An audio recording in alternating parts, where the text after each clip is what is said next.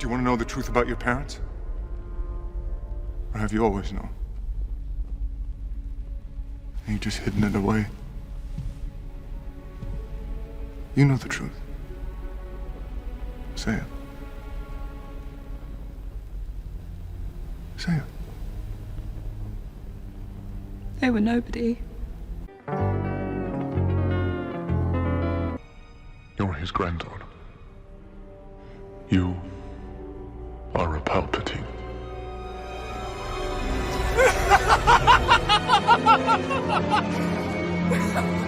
Is this some kind of twisted joke?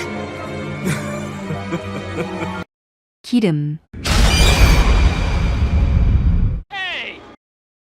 When Force Awakens was released in 2015, the number one question everyone had in their minds after walking out of the theater was, why did Harrison Ford look like a homeless person in the movie?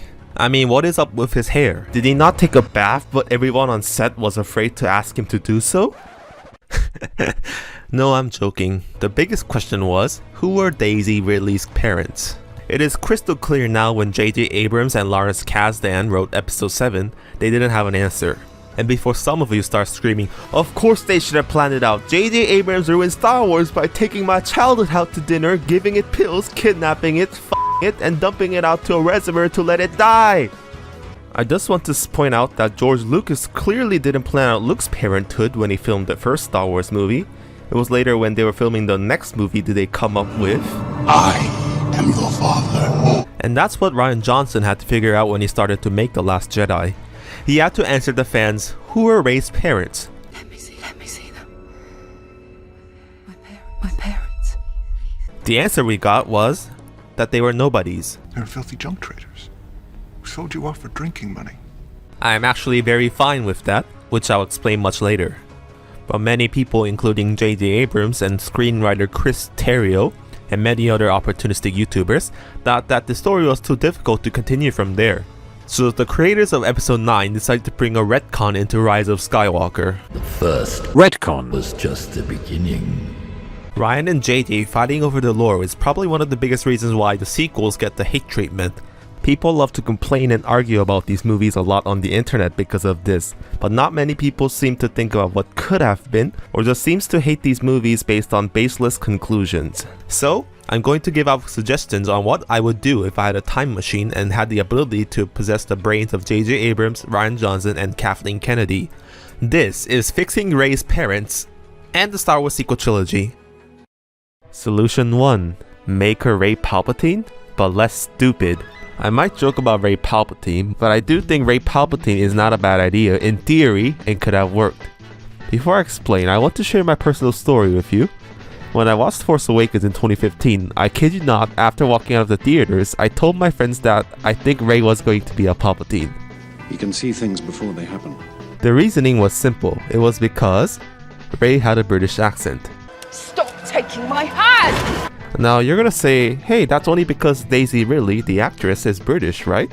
Well, the thing is, co-star John Boyega is also British, and when he normally talks outside of movies, he uses a British accent.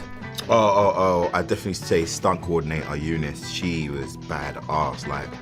But Finn talks like an American in the movie. I need help with this giant hairy thing! So if they went out their way to give the other main lead an American accent but didn't give it to Rey, I assume there must be a purpose. And in Star Wars, everyone in the Galactic Empire, except the only black guy they had, are crusty old white British guys. Terminator, immediately.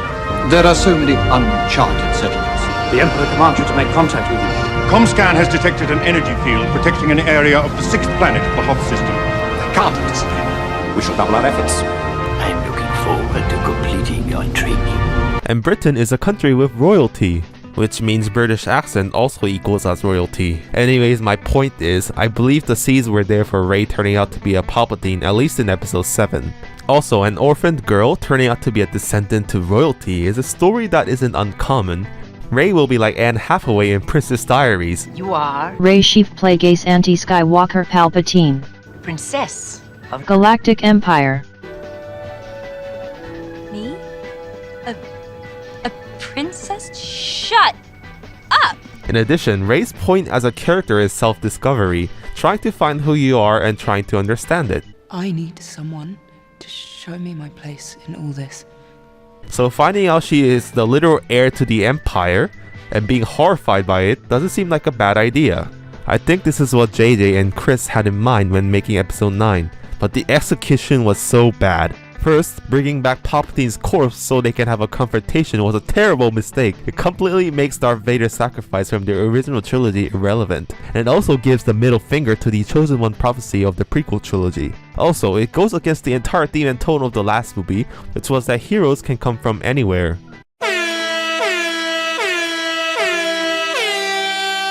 Finally, pushing that reveal halfway through the third movie was a slap on the face to the audience. Stop flip-flopping, JJ.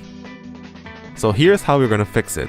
If you want Rey Palpatine to work, just don't bring back Palpy. Just have him as a recorded cameo like he was in Colin Trevorrow's script version. Have him say, "If you're watching this, it means I am dead, and Lord Vader is also dead. You are now the heir to the Empire, my granddaughter, and you will lead my troops." Maybe the reason why Snoke wants her so bad is because she knows she is the true heir to the Empire, and have Snoke say, "Lead the First Order for me," or something. Anyways, that's how I fixed Rey Palpatine, but there are still holes in my version. I have no clue who the fuck Snoke would be if he was in Palpatine's puppet like in the real movie. And there's nothing much Kylo can do when he finds out Rey is the actual heir, and he's the main antagonist instead of Palpatine. I guess it's a nice role reversal, but that's about it. So what I'm saying is, no matter how I try to fix it, I think Rey Palpatine is a bad idea, and shouldn't have been done. Seriously, what the fuck? Now, here's my alternative solution where it gets less stupider. Solution 2. Make Rey a nobody, but... There are many people who were unhappy with Rise of Skywalker solely because it retconned Rey being a Palpatine instead of a nobody. But even though I ripped on JJ's decision a lot, to be brutally honest, I do understand the position JJ was stuck in. Oh yeah, the main heroine being a nobody is a neat idea, but there isn't much fun story potential after that reveal, to be honest. There is nowhere the story can really go when Rey is a nobody. Maybe it is possible under a smarter writer, but that is too high of an expectation for Star Wars. You expect too much from him. Also, just based on episode 8, if Rey is a nobody, it still unanswers why Rey is so strong, other than, well, she's just naturally talented.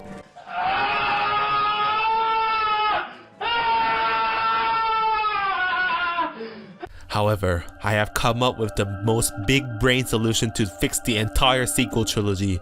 It still keeps Rey being a nobody, but I promise you it will tie up all the loose ends. It can even pay respect to both the original trilogy and the prequels. Hell, you can even bring back Palpatine from the dead if you really want to, and it won't be a middle finger to the entire last 8 movies.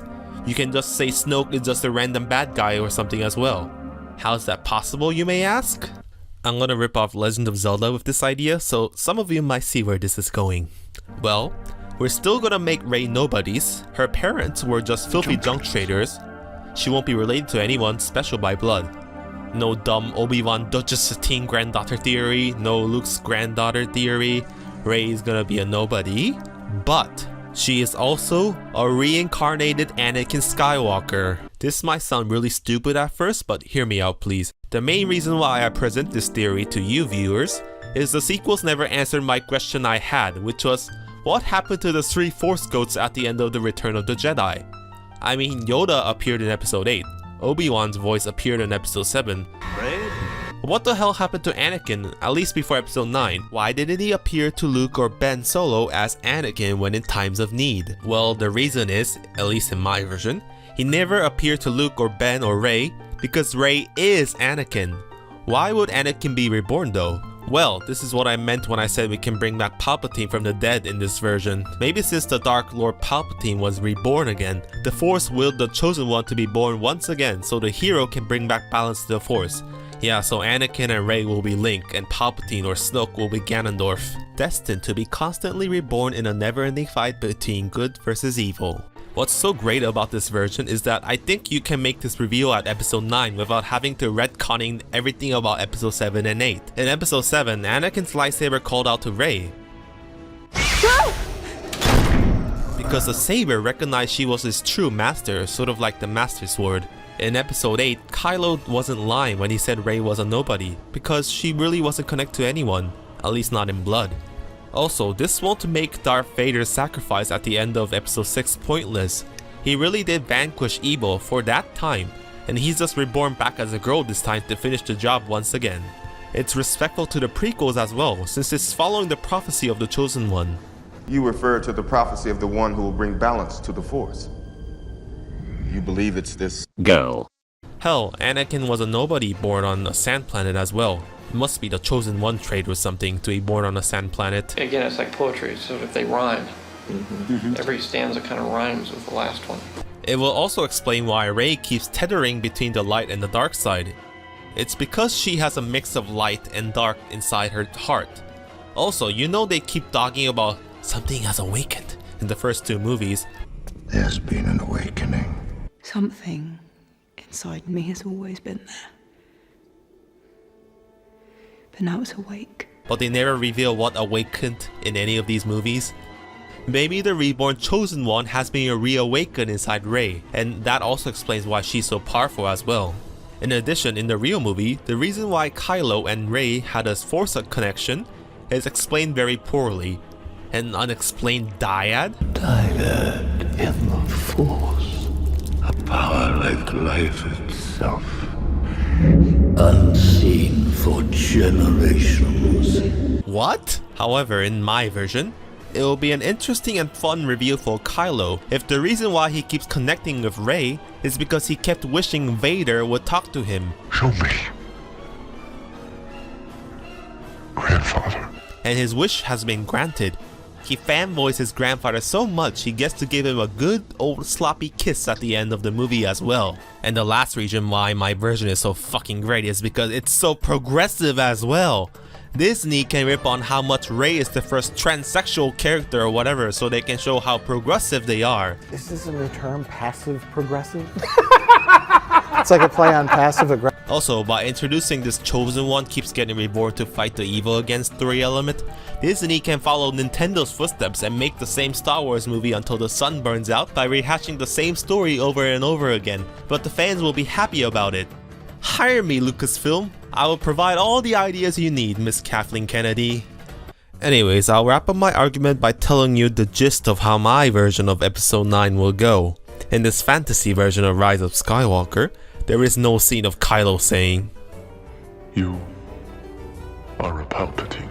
Instead, we'll have a scene with Luke and Rey, where Luke realized after dying that she is the reborn Chosen One. Let's have her say to Luke, "With your father's spirit in me, I will defeat the evil, Master Skywalker." Luke will smile, give her the blessing, and she goes back to Exegol to kick some Palpatine ass. I believe my compromise of "yeah, you're nobody, Rey, but you have the spirit of the Chosen One in you" is a much better message than I'm all the Jedi. It also goes nicely with the message of Episode 8 that heroes can come from anywhere because the Chosen One can be reborn as anyone, even as an opposite gender. You are nothing. A scavenger girl is no match for the power in me. Also at the end, since Rey is a no-name not connected to any lineage by blood, she can choose her own path to become Rey Skywalker. And this will be a satisfying ending to wrap up the Skywalker saga, in my humble opinion. But that's just the story of what can be. We can't fix these movies by going back in time. We're stuck with this movie, and there's nothing we can do. Rey is the daughter of a secret clone of a Palpatine that went rogue or some stupid shit like that. Also, just fixing Rey's lineage won't solve the sequel trilogy, because there are a lot of other problems with the movies that I haven't discussed in this video that doesn't concern Rey. But there is a silver lining. I think they can use my idea of a reborn Chosen One in future stories. They can have a different hero in the future, but say it's a reborn Anakin. Or come to think of it, Rey can still be the daughter of Palpatine, while at the same time being a reborn Anakin. If they ever continue Rey's story in another movie or some TV show, I think this reveal might quench the outrage of many fans. But that seems unlikely since Daisy really seems completely over Star Wars, like every cast and crew that was in the sequels. It's such a shame, such a talented cast, and such wasted potential. I think I had a point. I guess the moral of the story is invent a time machine. Yeah, let's go with that. Garen from 2021 speaking. This was only the third video ever made, so I hope you excuse the crappy quality. I would just like to say thanks for coming to my second movie channel, and be sure to check out my original channel if you haven't already. Just to remind you, all of gaming stuff like Pokemon will be on the red channel, and movie related stuff like Star Wars will be on the blue channel.